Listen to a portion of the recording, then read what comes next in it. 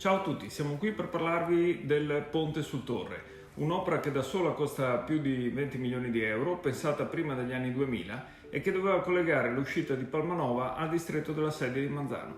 L'opera ha avuto il via libera definitivo dalla giunta Serracchiani nel 2014, ci fu una gara d'appalto e l'aggiudicazione anche della gara nel 2016 e alle società ICOP di Basigliano e Omba Impianti di Vicenza.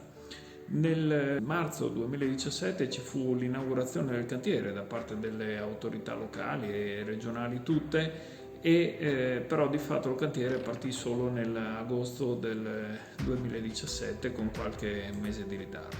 Ma nel dicembre 2017 ci fu subito un primo stop ai lavori. Innanzitutto ci fu bisogno di una perizia di variante che portò ad aumentare i costi fino a 160.000 euro in più, ma soprattutto iniziarono i problemi con una delle due società che si sono aggiudicate l'appalto, che è stata messa in liquidazione. Per questo motivo il cantiere è stato fermato fino a giugno del 2018. Da lì poi ripartirono di nuovo i lavori, che si sono bloccati nuovamente a dicembre 2018 a seguito di un cedimento di una tubazione dell'impalcato metallico del ponte. Questo ha provocato una prima sospensione di un paio di settimane, ma subito dopo Capodanno i lavori sono riniziati.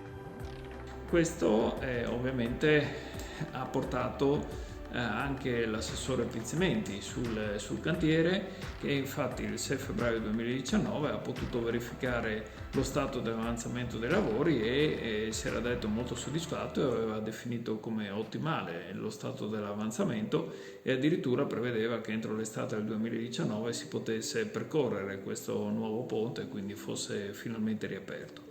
Ma sappiamo tutti che così non è andata, perché le successive indagini su quel cedimento della tubazione che vi dicevo prima hanno dimostrato ovviamente che la situazione era un po' più grave di quella che si potesse pensare e si arrivò alla chiusura definitiva dell'impianto nel giugno del 2019 e da allora di fatto i lavori non sono mai ripartiti. Ci sono state anche delle interrogazioni in Consiglio regionale, a seguito delle quali, secondo l'assessore Pizzimenti, i lavori potevano riprendere nel giugno del 2020 e finire così nel dicembre del 2021. Ma invece sappiamo e sapevamo anche a fine novembre del 2020 che il cantiere fosse ancora fermo e abbiamo chiesto conto in un'audizione in commissione. C'è un passaggio che riguarda il Ponte sul Torre. So che anche lei, Presidente, ha fatto un'interrogazione circa un anno ormai fa. Volevo solo capire a che punto siamo con quella vicenda, se c'erano sviluppi rispetto a quello, perché le ultime notizie che ho io sono di gennaio 2020, quindi siamo ancora fermi. Ma la risposta che abbiamo ricevuto dalla direzione centrale è stata che ormai tutto si era risolto e che il cantiere in realtà poteva già ripartire.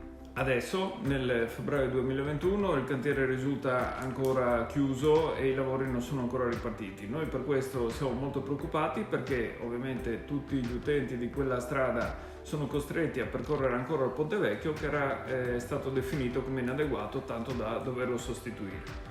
Siamo quindi di fronte a un'opera pubblica che prevede la realizzazione di un ponte di 665 metri, per cui ci vorranno 8 anni per la sua costruzione. E tutto questo è sinceramente imbarazzante se pensiamo che per costruire il ponte Morandi di Genova, che è lungo 1182 metri, ci sono voluti solamente 2 anni dal momento del suo crollo.